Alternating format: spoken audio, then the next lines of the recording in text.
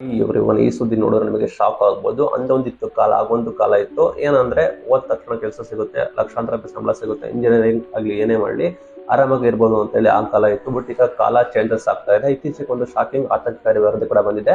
ಇಲ್ಲಿ ಜಾಸ್ತಿ ಓದಿದೋರ್ಕಿಂತ ಓದೇ ಇರೋರೇ ಹೆಚ್ಚು ಸಂಬಳ ತೆಗೆದುಕೊಳ್ತಿದ್ದಾರೆ. ಅವರು ಚೆನ್ನಾಗಿ ಜೀವನ ಕೂಡ ನಡೆಸ್ತಾ ಇದ್ದಾರೆ ಅಂತ ಕೂಡ ಮಾಹಿತಿ ಬರ್ತಾ ಇದೆ. ನೀವು ನೋಡಬಹುದು, ಇಂಜಿನಿಯರಿಂಗ್ ಓದಿ ಅಥವಾ ಬೇರೆ ಏನೋ ಕೆಲಸ ಮಾಡಿ ಇಲ್ಲಿ ಬೆಂಗಳೂರಿಗೆ ಬಂದು ಬೇರೆ ಕಡೆ ಎಲ್ಲಾದ್ರೂ 10,000-15,000 ರೂಪಾಯಿ ಸಂಬಳ ತೆಗೆದುಕೊಳ್ತಾರೆ. ಬಟ್ ಅಲ್ಲಿ ದಿನಗೂಲಿ ನೌಕರರು ಯಾರು ಇದ್ದಾರೆ, ಅನ್ಎಂಪ್ಲಾಯ್ಡ್ ಅಂದ್ರೆ ಬೇರೆ ಕೂಲಿ ಕೆಲಸ ಮಾಡೋರು, ಗಾರೆ ಕೆಲಸ ಮಾಡೋರೇ ಜಾಸ್ತಿ ಸಂಬಳ ಕೂಡ ಪಡ್ಕೊಳ್ತಾ ಇದ್ದಾರೆ. ಅವರು ಅಪ್ ಟು 30,000 ಮಂತ್ಲಿ ಅರ್ನ್ ಕೂಡ ಮಾಡ್ತಾ ಇದ್ದಾರೆ. ಇಲ್ಲಿ ಓದಿದವರು ಬಂದ್ಬಿಟ್ಟು ಕೇವಲ 15,000 ರೂಪಾಯಿಗೆ ಕಂಪನಿಗಳಲ್ಲಿ ಕೆಲಸ ಕೂಡ ಮಾಡ್ತಾ ಇದ್ದಾರೆ ಅಂತ ಹೇಳಿ ಆತಂಕಕಾರಿ ಕೂಡ ಮಾಹಿತಿ ಬಂದಿದೆ. ನೀವು ಗಮನಿಸಬಹುದು. ಇಲ್ಲಿ ನೋಡೋದಾದ್ರೆ ಇಲ್ಲಿ ಸ್ಕಿಲ್ಗೆ ಬೆಲೆ ಇರುತ್ತೆ. ಇಲ್ಲಿ ಕಾರ್ಪೆಂಟರ್ ಗಳಾಗಿರ್ಬೋದು, ಪ್ಲಂಬರ್ ಗಳಾಗಿರ್ಬೋದು, ಅವರಿಗೆ ಹೆಚ್ಚು ಡಿಮ್ಯಾಂಡ್ಸ್ ಕೂಡ ಇದೆ. ಎಷ್ಟು 2-3 ದಿನ ಕಾಯ್ದ್ರು ಕೂಡ ಅವರು ಸಿಗೋದಿಲ್ಲ. ಬೆಂಗಳೂರಿನಂತ ಜಾಗದಲ್ಲಿ ಪ್ಲಂಬರ್ ಗಳಿಗೆ ಅಥವಾ ಕಾರ್ಪೆಂಟರ್ ಗಳಿಗೆ 3-4 ದಿನಗಳ ಕಾಲ ಕಾಯಬೇಕಾಗುತ್ತೆ. ಅವರು ಒಳ್ಳೆ ಅರ್ನ್ ಕೂಡ ಮಾಡ್ತಾರೆ. ಬಟ್ ಇಲ್ಲಿ ವಿಪರ್ಯಾಸ ಏನಂದ್ರೆ, ಇಲ್ಲಿ ಚೆನ್ನಾಗಿ ಓದಿರೋರು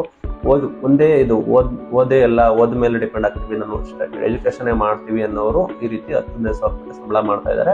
ಈ ರೀತಿ ಸ್ಕಿಲ್ ಮಾಡ್ಕೊಂಡು ಅತಿ ಹೆಚ್ಚು ಡಿಮ್ಯಾಂಡ್ ಇರೋ ಕೆಲಸ ಬಂದ್ಬಿಟ್ಟು ಮಾಡೋರಿಗೆ ಈ ರೀತಿ ಒಳ್ಳೆ ಇನ್ಕಮ್ ಬರ್ತಾ ಇದೆ ಅಂತ ಹೇಳಿ ಆತಂಕಕಾರಿ ಮಾಹಿತಿ ಕೂಡ ಬರ್ತಾ ಇದೆ.